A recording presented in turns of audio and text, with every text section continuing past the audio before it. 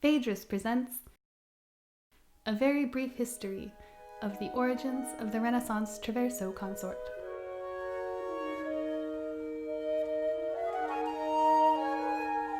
As far as we can tell from iconographic sources, in the last quarter of the 15th century, the transverse flute was used primarily as a military instrument by the infamous Swiss mercenary soldiers, often in the combination of flute and drum on the battlefield.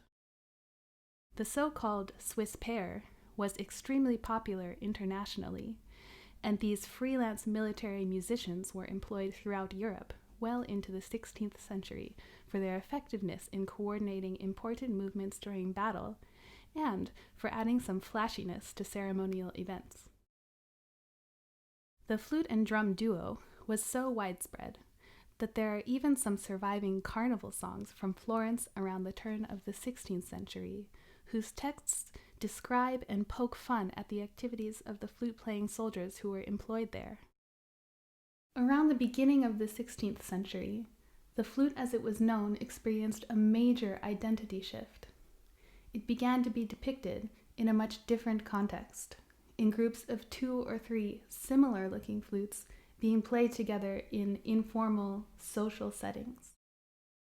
You can see in this engraving from Bergamo by Andrea Previtali, made around 1510, that the players are dressed in the attire of Swiss or German mercenary soldiers, but their performance context has become more intimate, situated together around a table, reading from part books.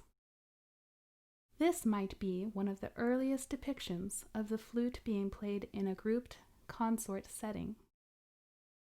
A few surviving printed sources from around the same time suggest that the flute began to be conceived as an instrument which could very closely replicate the sound of the human voice in timbre, articulation, and range. The first musical print to propose such a performance of vocal polyphony on transverse flutes was the songbook of Arndt van Eyck, sometime between 1510 and 1520.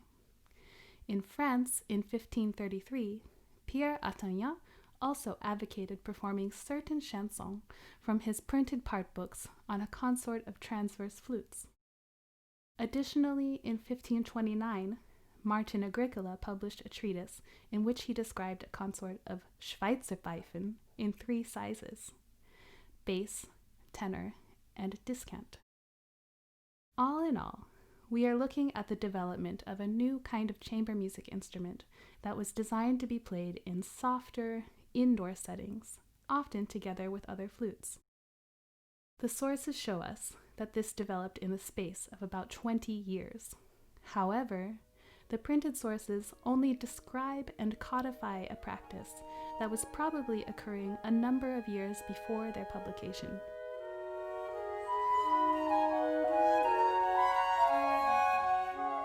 Thanks for watching this video. If you want to learn more about the history of the Renaissance flute, check our bio for links to further reading and a bibliography on this video. You can also follow us on Facebook, Instagram, and YouTube.